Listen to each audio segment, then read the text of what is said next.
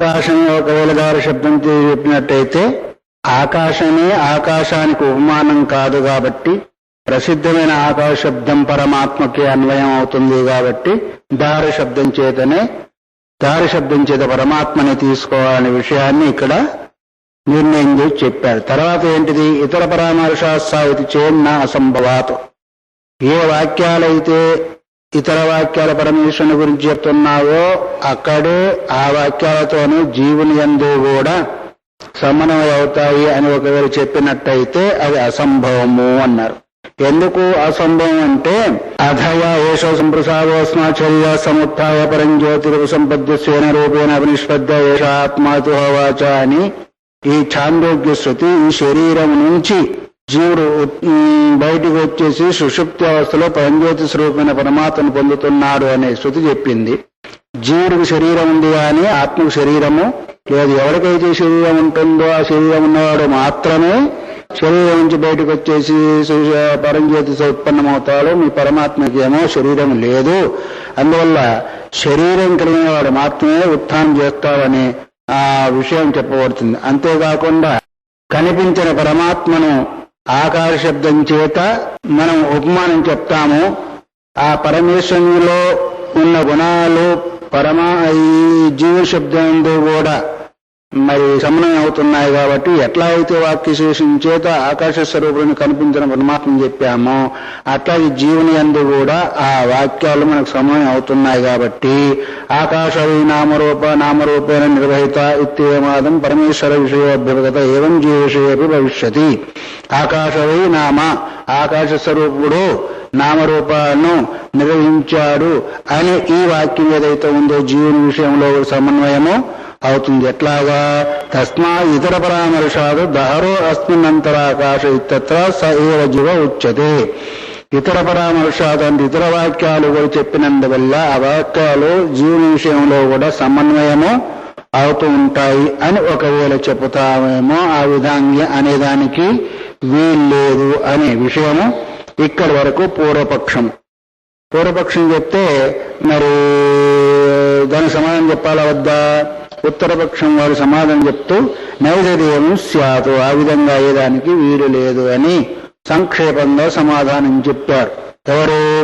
ఉత్తరపక్షి. కస్మాత్ ఎందుకు అయ్యేదానికి వీలు లేదని పూర్వపక్షి వారు అడుగుతున్నాడు. అసంభవాతు నీవు ఏ విషయమైతే జీవుని యందు సమన్వయం అవుతావని చెప్పావో అది అసంభవం. ఎందుకు అసంభవం అంట? జీవో బుద్ధ్యాది ఉపాధి పరిచ్ఛేదాభిమాని. జీవుడంటే వాడు బుద్ధి అనే ఉపాధి యందు ప్రతిబింబించి బుద్ధి యందు అభిమానం కలిగిన వాడు జీవుడు. అతడు ఉపాధి ధర్మాన్ అభిమన్యమాన మానస్య అపాద ఉపాధి ధర్మాలను అభిమానించినందువల్ల ఉపాధి ధర్మాలేంటిది? కర్తృత్వ భోక్తృత్వ అంతా కూడా ఉపాధి ధర్మాలు. ఆ ఉపాధి ధర్మాల యందు తాను అభిమానం కలిగినందువల్ల అపాదపాత్మత్వాది గుణాలు పరమేశ్వరునందు ఏవైతే ఉన్నాయో అవి జీవుని యందు సమన్వయం అయ్యేదానికి అవకాశము ఉందా? లేదు. ఎందుకంటే కర్తృత్వ భోక్తృత్వ ధర్మాలు యందు అభిమానం కలిగిన వాడు జీవుడు, అపహగపాత్మత్వాది గుణాలు కలిగిన వాడు పరమేశ్వరుడు. నువ్వు ఆకాశ శబ్దం చేత జీవుణ్ణి తీసుకున్నట్టయితే ఉపాధి ధర్మాలను వదిలిపెట్టి పరమేశ్వరుని యందు ఏ ధర్మాలు ఉన్నావో అవన్నీ అతని యందు సమాహితము లేదు, సమన్వయం అయ్యే అవకాశము లేదు. అందువల్లనే ప్రపంచితం చేత ప్రథమ సూత్రే ఈ విషయాలన్నీ కూడా మొదటి సూత్రంలోనే చెప్పబడ్డాయి. మరి ఇప్పుడు చెప్పావంటావా? అతిరేకాశంకా పరిహారావా అత్ర తో మళ్ళీ ఇంకేమైనా మరి సందేహం కలుగుతుందేమో అని ఆ సందేహాన్ని కలగకుండా ఉండేదాని కొరకు, ఒకవేళ కలిగితే దాన్ని నివృత్తి చేసేదాని కొరకు ఇక్కడ పునరుపన్యస్తం మళ్ళీ ఆ విషయాన్ని చెప్పాము అని చెప్పి పఠిష్యతి చోపరిష్టాద అన్యార్థశ్చ పరామర్శ. మళ్ళీ ఇంక ముందు కూడా ఈ యొక్క పాదంలోనే 20వ సూత్రం, ఇది ఎన్నో సూత్రము? 18వ సూత్రము. 20వ సూత్రంలో కూడా మళ్ళీ మేము చెప్పబోతున్నాము ఆ విషయాన్నంతా కూడా అని ఈ విధంగా దార శబ్దం చేత పరమాత్మే గ్రహింపబడతాడు కానీ జీవుడు గ్రహింపబడే అవకాశం లేదు అనేదాన్ని సిద్ధం చేశాడు. చేసి ఇంకా వాళ్ళు వదిలిపెడతారా? ఉత్తరాచ్చేత్ ఆవిర్భూత స్వరూపస్తు. ఉత్తరాదు చేత్ ఆవిర్భూత స్వరూపస్తు. మళ్ళీ ఒకవే దాని సూత్రం యొక్క అర్థాన్ని తర్వాత చెప్పుకుందాం. మరి ప్రశ్న ఏంటో చూసుకుందాం. ఇతర పరామర్శాది యా జీవశంక అంటే ఇతర పరామర్శం అంటే ఏంటిది? ఇతర విషయాలను చెప్పినందువల్ల లేదు ఇతర వాక్యాలు బోధించే విషయాన్ని గురించి మనం విచారించినట్టయితే జీవశంక జాత జీవుడేనని సందేహం మళ్ళీ కలుగుతుంది. స అసంభవాన్ నిరాకృత అని అది అసంభవం అని ఇంతవరకు నిరాకరణ చేశారా లేదా? ఏంటిది? ఇతర వాక్యాల ద్వారా జీవుడు కూడా చెప్పబడుతున్నాడు అని 18వ సూత్రం ద్వారా వాళ్ళు సందేహాన్ని వెలువచ్చినప్పుడు అది అసంభవము అని నిరాకరింపబడింది, అంటే నిషేధింపబడింది. మరి ఇప్పుడు ఎందుకు మళ్ళీ సందేహం వస్తుందని ఒకవేళ అడుగుతామేమో. అథ ఇదానీం మృతస్య ఇవ అమృతస్యేకాత్ పునః సముత్థానం జీవాశంకయా క్రియతే. మృతస్య అంటే చచ్చిపోయినవాడు, అమృతస్య ఇవ అంటే అమరధర్మాన్ని పొందినట్టుగా మళ్ళీ ఉత్థానం ఉత్థానం అంటే మళ్ళీ శరీరం నుంచి బయటికి వస్తున్నాడు అని మళ్ళీ కూడా వస్తుంది. వాడు చచ్చిపోయిన వాడు మళ్ళీ లేచి వస్తాడో లేదా? లేచొస్తాడు, ఏదో విధంగా లేచొస్తాడు అనుకోండి. లేదు లేచొస్తాడా? రాదు. ఎందుకు? అమృతసేకాత పునః సముత్థానం. ఎందుకు లేదు రాడు? ఇప్పుడు చచ్చిపోయిన కోతులని లేచి వచ్చినాయో లేవా? రావణాసురం యుద్ధంలో అన్ని చచ్చిపోయినాయి లేవా? మళ్ళీ వాళ్ళు లేచినాయి లేవా? దేనివల్ల లేచినాయి? సంజీవని విద్య చేత ఆంజనేయ స్వామి సంజీవరావు తీసుకొస్తే అవి లేచిపోయినాయి. అట్లాగే మరి చచ్చిపోయిన వాళ్ళందరినీ కూడా లేపే విద్య శుక్రాచార్యం దగ్గర ఉండింది. అందుకొరకే కచ్చదేవయాని అంత కథాంత జరిగింది. అట్లాగే మృతుడు అయినవాడు మళ్ళీ కూడా లేచి వచ్చే అవకాశం ఉంటుంది కదా అనే సందేహం వస్తుందా రాదా? వస్తుంది. అట్లాగే ఇక్కడ కూడా క్రియతే ఉత్తరస్మాత్ ప్రాజాపత్యాద్వా వాక్యాతం. దాని తర్వాత చెప్పిన ప్రజాపతి అంటే ఎవరు? బ్రహ్మదేవుడు. బ్రహ్మదేవుడు ఇప్పుడు ఇంతవరకేమో యాజ్ఞవల్కుడు గారికి చెప్పిన మాటలు విచారించాడు. ఇప్పుడు ఆ ప్రజాపతితో బ్రహ్మదేవుడు ఎందుకు చెప్పిన వాక్యాలను విచారిస్తూ ప్రజాపతి ఇక్కడి నుంచి మళ్ళీ అక్కడ పరిగెత్తాడు. పూర్వపక్షం అంటే ఎక్కడ తప్పు దొరుకుతుందో చూడాలని చూస్తూ ఉంటారు కదా వాదించేవాళ్ళు. అందువల్ల మళ్ళీ ప్రజాపతి అయిన బ్రహ్మదేవుడు ఇంద్రుని చెప్పిన వాక్యంలో మరి ఆ విధంగా చెప్పారు కాబట్టి అభాతపాత్మ ఇత్యభాతపాత్మత్వాది గుణకాం ఆత్మాన్ అన్వేష్టవ్యం విజిజ్ఞాస్తవ్యం చ ప్రతిజ్ఞాయ. అక్కడ ఏం చెప్పాడు ప్రజాపతి? అభాతపాత్మాలు అంటే పాపరహితుడైన ఆ ఆత్మను మరి అలాంటి గుణాలు కలిగిన ఆత్మను అన్వేష్టవ్యం అంటే వెతకాలి, విజిజ్ఞాస్తవ్యం అంటే తెలుసుకోవాలి అనే విషయాన్ని ప్రతిజ్ఞ చేసి అంటే ఆ విషయాన్ని మొట్టమొదటి చెప్పి ఏషో అక్షిణి పురుషో దృశ్యతే ఏష ఆత్మ అపహత పాపత్వాది గుణాలు కలిగిన ఆత్మను వెతకమన్నారు, తెలుసుకోమన్నారు. కాబట్టి అదేం ప్రతిజ్ఞ చేశాడు. మరి ఆ ఆత్మ ఎవరంటావా? ఈ అక్షిలో కనిపించే పురుషుడెవరో వాడే ఆత్మ. ఏషో అక్షిని దృశ్యతే. ఏ కంట్లో చూస్తున్నారు? కుడి కంట్లో ఉంటాడు కదా విశ్వడు. అందువల్ల ఈ కంటిలో కనిపించే పురుషుడే అపహత పాత్మత్వాది గుణాలు కలిగిన వారు అనే విషయాన్ని గుర్తు చేశారు ఉత్తరవాక్యములో చెప్పి. తర్వాత ఏతంతేవతే భూవో అనువ్యాఖ్యాసామి. అంతతో ఊరుకోవాలి ఆ బ్రహ్మదేవుడు. ఆ పురుషుని గురించే మళ్ళీ నేను వ్యాఖ్యానం చేస్తూ ఉన్నాను అన్నాడు. మొదలేమో అపాదపాత్మాది గుణాలు కలిగిన పురుషుణ్ణి తెలుసుకోమన్నాడు. తెలుసుకోమని ఏం చెప్పేదాన్ని సమాధానంగా అక్షలో కనిపించే పురుషుడే ఆపాదపాత్మాది గుణాలు కలిగిన అన్నాడు. దాని గురించి మళ్ళీ నేను వ్యాఖ్యానము అంటే విశేషంగా చెబుతున్నాను అన్నాడు. ఏంటి అది అంటే తమే పునః పరామృశ్య ఏష స్వప్ని మహీయమానశ్చరత్యేష ఆత్మ. దాన్ని గురించే మాటి మాటికి చెప్పుతూ ఏంటి అక్షిలో ఉన్న పురుషుని గురించే మాటి మాటికి చెప్పుతూ ఆ పురుషుడే స్వప్నంలో మహీయమానశ్చరత్యేష స్వప్నం లోపల పూజింపబడుతూ లేదా గొప్పవాడై చరతి అంటే సంచరిస్తున్నాడు, వాడే ఆత్మ అనే విషయాన్ని కూడా బ్రహ్మదేవుడు ఇంద్రుడికి చెప్పాడు. ఇది తద్ యత్రైతత్ సుప్త సమస్త సంప్రసన్న స్వప్నం న విజానీయాత్తేష ఆత్మ. ఈ విధంగా ఎవడైతే నిద్రపోయిన వాడు సమస్త సంప్రసన్న అంటే సంపూర్ణంగా ప్రసన్నుడై సుఖంతో ఉంటాడు. అంతేగాక స్వప్నమున విజానీయాత్తేష స్వప్నం కూడా చూడడు. జాగ్రత్త లేదు, అది స్వప్నం లేదు, సుషుప్తిలోకి పోయి సప్రసాదుడై ప్రసన్నుడై స్వప్నం వగైరా చూడకుండా ఉంటున్నాడు. వాడే ఆత్మ అనే విషయాన్ని కూడా చెప్పాడు. ఇతిచ జీవమేవ అవస్థాంతర్గతం వ్యాచష్టే. అక్షిలో ఉన్న పురుషుడు సుషుప్తి అవస్థకు పోయాడు. అక్షిలో ఉన్న పురుషుడు ఎవరు? జాగ్రత్త అవస్థలో ఉన్నవాడు. మళ్ళీ వాడు ఎక్కడికి పోయా ఇంకో అవస్థకు పోయాడు లేవా? అన్ని అవస్థలు ఎన్ని ఎన్ని అవస్థలు పడుతున్నావు అంటే మరి మూడైతే నేను ఎవరిలో అవస్థ పడతాను నీకేం తెలుసు అంటారేంటి? 3 అవస్థలు అయితే ఎన్ని అవస్థలు పడ్డా జాగ్రత్త అవస్థలోనే పడ్డారు కదా. ఎన్ని అవస్థలు పడ్డా జాగ్రత్త అవస్థలోనే పడ్డారు. అసలు ముందే అవస్థలని 3 అవస్థలు. జాగ్రత్త అవస్థలో అక్షపురుషుడు అక్షలో ఉంటాడు ఆ పురుషుడు. ఈ జాగ్రత్త అవస్థాంతరం ఏంటి? స్వప్నం సుషుప్తి. స్వప్నంలో కూడా లేకుండా సుషుప్తి అవస్థలోకి వెళ్ళి ఆ సుషుప్తి అవస్థలో సంప్రసాదుడై ఉన్నాడు. అతడే ఆత్మ అనే విషయాన్ని గురించి చెప్పారు. తస్యైవ అభాతపాత్మత్వాది దర్శయతి. ఆ పురుషుడికే అక్షిలో ఉన్న పురుషుడే స్వప్నంలోకి వెళ్ళి అతడే అపహతపాత్మత్వాది గుణాలతో కోరుకున్నవాడనే దాన్ని కూడా బ్రహ్మదేవుడు చెప్తున్నాడు. ఏతద్ అమృతం అభయం ఏతద్ బ్రహ్మ. అది అమృత స్వరూపము. ఎప్పుడు మరణించేవాడు కాడు, అభయము భయరహితుడై ఉన్నాడు. అతడే బ్రహ్మ అని.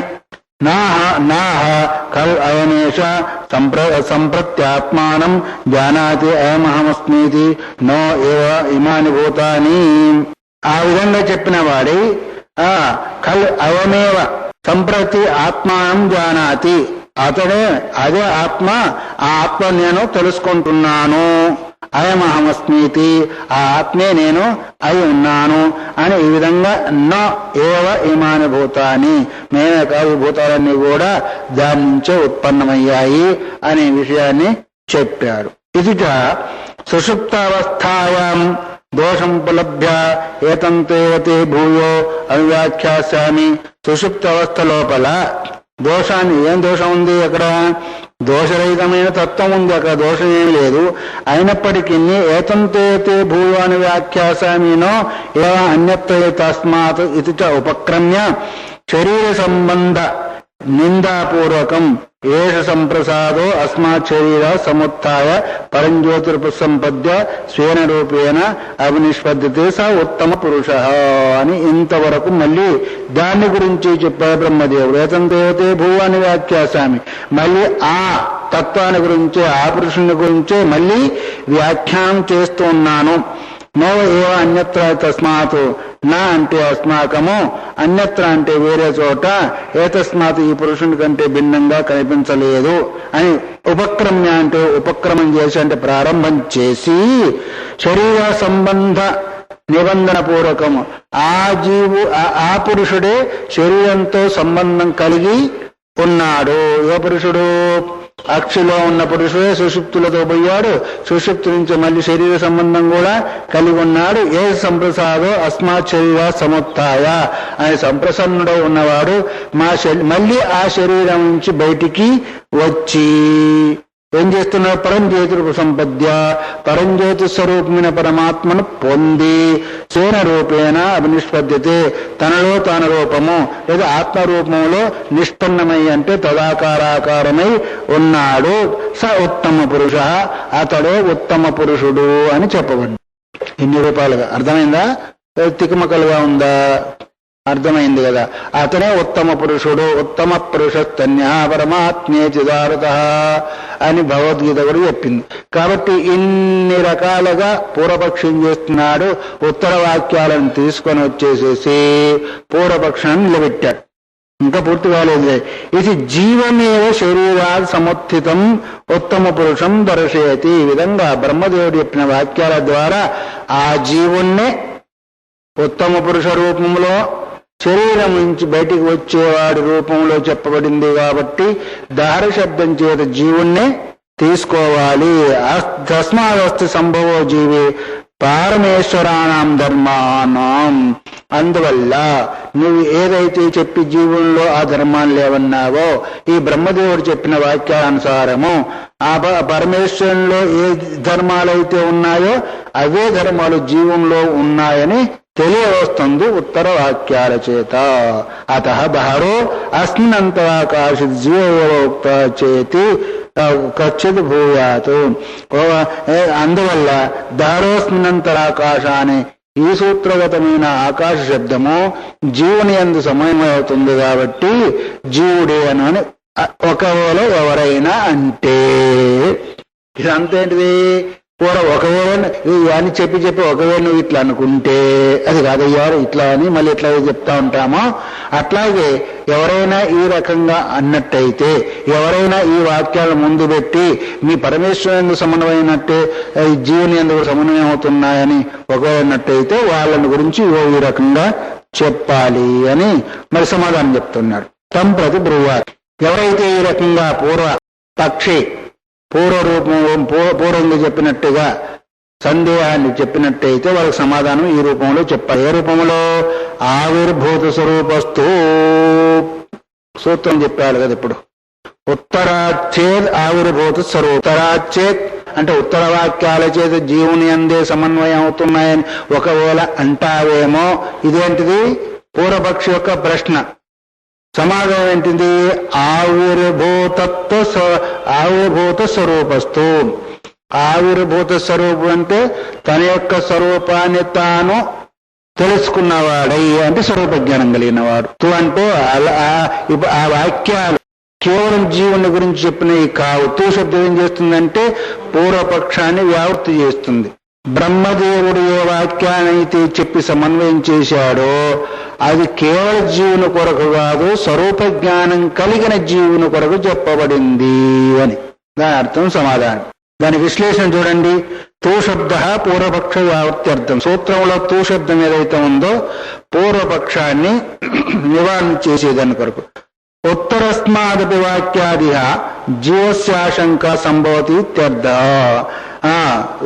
ఉత్తర వాక్యాల చేత జీవుని యందు ఆశంక అంటే అనుమానం కలుగుతుంది. ఎట్లా? కస్మాత్ ఎందువల్ల కలుగుతుంది? యతః తత్రాపి ఆవిర్భూత స్వరూపో జీవో వివక్షతే. అక్కడ జీవశబ్దము కనిపించినప్పటికీ ఆవిర్భూత స్వరూపమైన జీవుడు అంటే సర్స్వరూప జ్ఞానం కలిగిన జీవుడికి సంబంధించింది కానీ మామూలు జీవుడికి సామాన్యమైన జీవునికి సంబంధించింది. సామాన్యమైన జీవుడు ఎవడు? ఉపాధి యందు అభిమానం కలిగిన వాడు. ఉపాధి ధర్మాల యందు అభిమానం కలిగిన జీవుడికి సంబంధించింది అది కాదు. ఆవిర్భూతం స్వరూపం అస్య ఇత్యావిర్భూత స్వరూప. ఎవరికైతే వాడి యొక్క స్వరూపము స్వస్వరూపం ఎవరికైతే ఆవిర్భవించిందో అంటే ఎవరికైతే స్వరూప జ్ఞానం కలిగిందో ఆ స్వరూప జ్ఞానం కలిగిన జీవ విషయంలో చెప్పబడింది. కానీ నువ్వనుకున్నట్టుగా రోజు తిని నిద్రపోయే సుషుప్తులకు పోయే జీవుని గురించి చెప్పబడింది కాదు. ఆ స్వరూపం వేరు, ఈ స్వరూపం వేరు. ఆ వాక్యాల సమన్వయం వేరు, ఈ జీవుడు వేరు. అందువల్లనే దానికి వ్యాఖ్యానం చేస్తున్నా. ఆవిర్భూతం స్వరూపం అస్య ఇతి ఆవిర్భూత స్వరూప అంటే స్వస్వరూప జ్ఞానం కలిగిన జీవుడికి మాత్రమే అది సమన్వయము అవుతుంది. భూతపూర్వగత్య జీవవచనం. భూతపూర్వగత్య అంటే అర్థం ఏంటిది? జ్ఞానం కలగకముందు జీవుడు అనిపించుకున్నాడు కాబట్టి జ్ఞానం కలిగిన తర్వాత కూడా జీవుడు అనిపించుకుంటాడా? అనిపించుకోవడం. అయినప్పటికీ వ్యవహారంలో చెప్పవలసి ఉంటుంది జ్ఞానం కలిగిన జీవుడు, జ్ఞానం లేని జీవుడు అని. అయితే అక్కడ జీవత్వం అనేది ఉండదు, వ్యవహారంలో మొత్తం ప్రయోగం చేయబడుతూ ఉంది. ఏతదుక్తం భవతి. దాన్ని ఇంకా విశేషంగా చెప్తూ ఉన్నాము. ఏంటిది? ఏషో అక్షిని ఇత్యక్షిలక్షితం ద్రష్టారం నిర్దిశ్య. అక్షిలక్షితం ద్రష్టారం కంటిలో ఉన్న పురుషుణ్ణి ఎవడు చూస్తూ ఉన్నాడు కదా, సమస్తాన్ని జాగ్రత్త అవస్థలో తిలకిస్తూ ఉన్నాడు. దాన్ని ఉపలక్షణంలో పెట్టుకొని అక్కడ ఆ వాక్యాల దగ్గరనే బ్రహ్మదేవుడు ఇంకొక ఉపమానాన్ని చెప్పాడు. ఏంటది? ఉదశరావ బ్రాహ్మణేనైనం శరీరాత్మతయ విత్థాయ. ఉదశరీర బ్రాహ్మణం అని ఒకటి ఉంది. ఉదశరీర బ్రాహ్మణం అంటే ఉదశరీరం శరావం అంటే మట్టి పిడతలు ఉంటాయి చిన్నవి, దాన్ని కొల్లాడు అంటారు హిందీలో. టీలు వగేర తాగుతారు ఉత్తర దేశంలో. అక్కడ శరావం అంటే మట్టి పిడత. ఆ మట్టి పిడతలో ఏముంది? నీళ్లున్నాయి. ఆ నీళ్లలో ప్రతిబింబం పడింది కదా. ఆ ప్రతిబింబం ఎవరిది? తనది కావచ్చు, లేదా దేనిది పడితే దానిది అవుతుంది. కానీ ఆ ప్రతిబింబము ఆ బింబాంది గాని ఇది వాస్తవికమైన రూపము కాదు. ఇందులో కనిపించి వాస్తవిక రూపము కాదు. అట్లాగే అక్షి పురుషుడు కనిపిస్తున్నాడంటే ఎక్కడో ఒకడు ఉంటే దానిలో కనిపిస్తున్నాడు గాని అక్కడే ఉండి కనిపించడము లేదు. ఎట్లాగైతే బింబం యొక్క ప్రతిబింబము మట్టి పిడత నీళ్లలో కనిపించిందో అట్లాగే ఇక్కడ కూడా శరీరాత్మతయా ఉత్థాప్య, నే శరీరమే ఆత్మ అని ఈ భావం నుంచి విడదీసి, శరీరం నుంచి విడదీయడం కాదు, శరీర భావం నుంచి పైకి వచ్చిన వాడై ఏతంతో వతే, ఇగో ఈ శరీరం నుంచి విడిపడి శరీరంగా భిన్నంగా ఉన్నావు, ఏదైతే ఉందో అదే నీవు అని పునఃపునః తమేవ వ్యాఖ్యావా, రకరకాల శరీరానికి భిన్నమైన వాడవు నీవు అని మాటికి ఆ శరీరానికి భిన్నమైన తత్వాన్ని వ్యాఖ్యానం చేసి చెప్పి వ్యాఖ్యేయత్వేన ఆకృష్య స్వప్న సుషుప్తో ఉపన్యాసక్రమేణ పరంజ్యోతిరుపసంపద్య స్వేన రూపేణ ఉపనిష్పద్యతే. అక్షిలో ఉన్న పురుషుడు మరి స్వప్నాలకు పోయాడు, స్వప్నం నుంచి సుషుప్తిలో పోయాడు, అక్కడి నుంచి మళ్ళీ బయటికి వచ్చాడు అనే విషయాన్ని గుర్తు చేశాడు. బయటకు వస్తే ఎక్కడికి వస్తాడు? జాగ్రత్త అవస్థకు వస్తాడు. బయటకు పోయాడని చెప్పారు కానీ అక్కడి నుంచి లేచి ఇంకొక్కడికో పోయాడని చెప్పే విషయం కాదది. ఎందుకంటే అది స్వరూపజ్ఞానం లేదు. స్వరూపజ్ఞానం కలిగిన విషయం వేరు. అందువల్ల ఇది యదస్య పారమార్థికం స్వరూపం పరం బ్రహ్మ తద్రూపతేన ఏనం జీవం వ్యాజష్టే న జైవేన రూపేణ. వాస్తవికంగా సుషుప్తి అవస్థలో అనుభవించింది ఎవరిది? బ్రహ్మస్వరూప సుఖాన్ని అనుభవించాడు.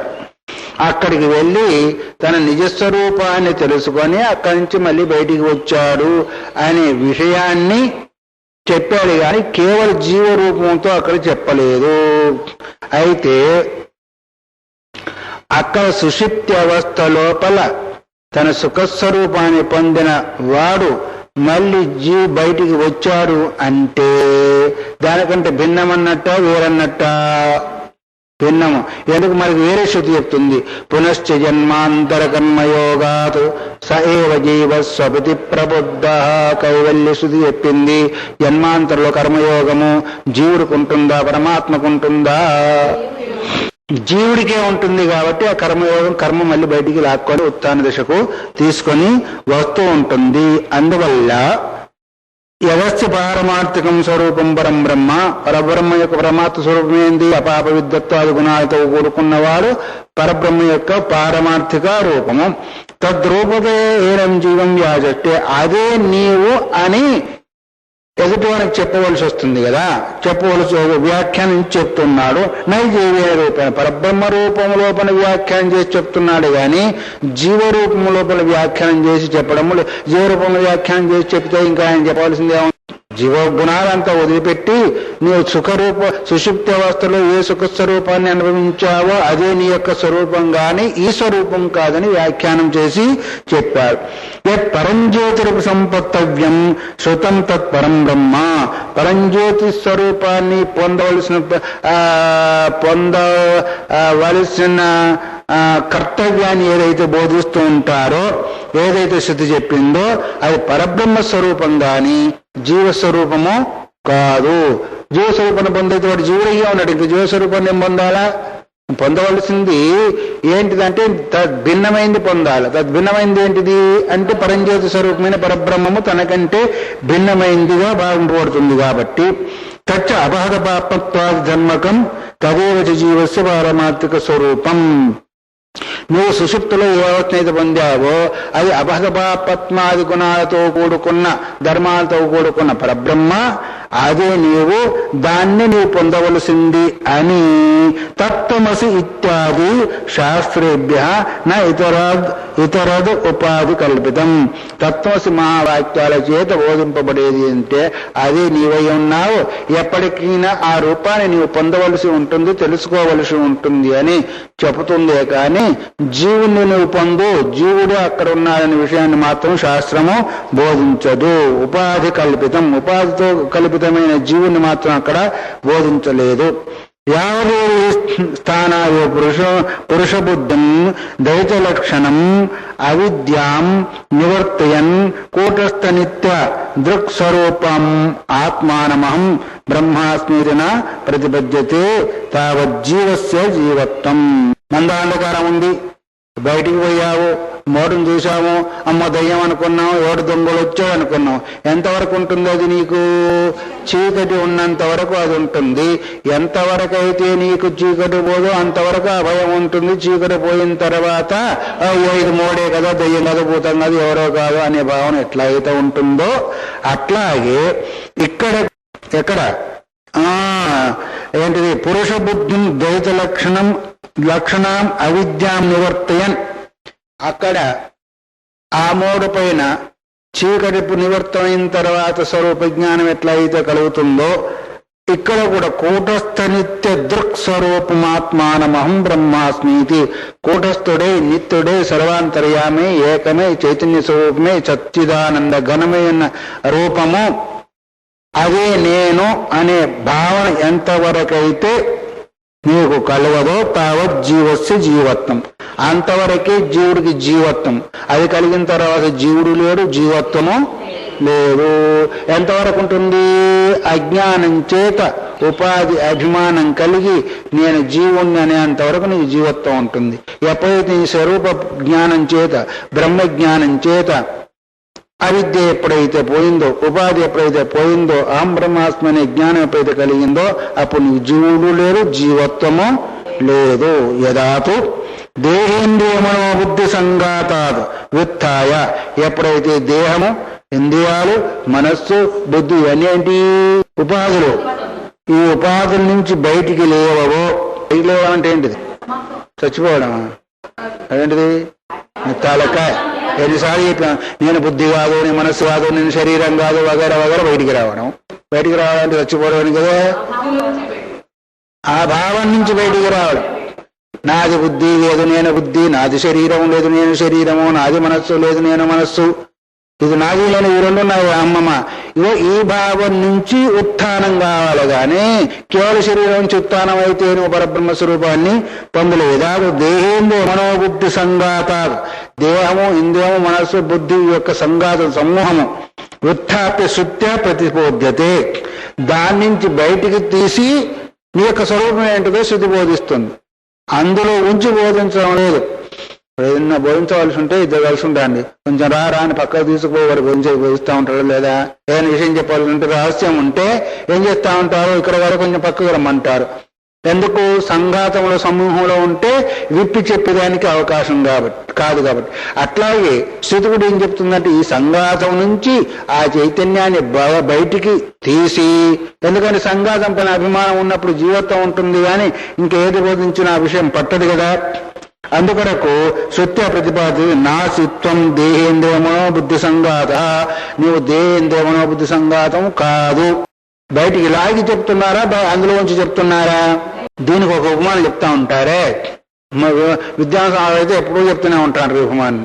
ఏంటంటే సింహం పిల్ల పోయి గొర్రెల కలిసింది, గొర్రెలతోనే మేస్తూ గొర్రెల మాదిరి అరుస్తుంది.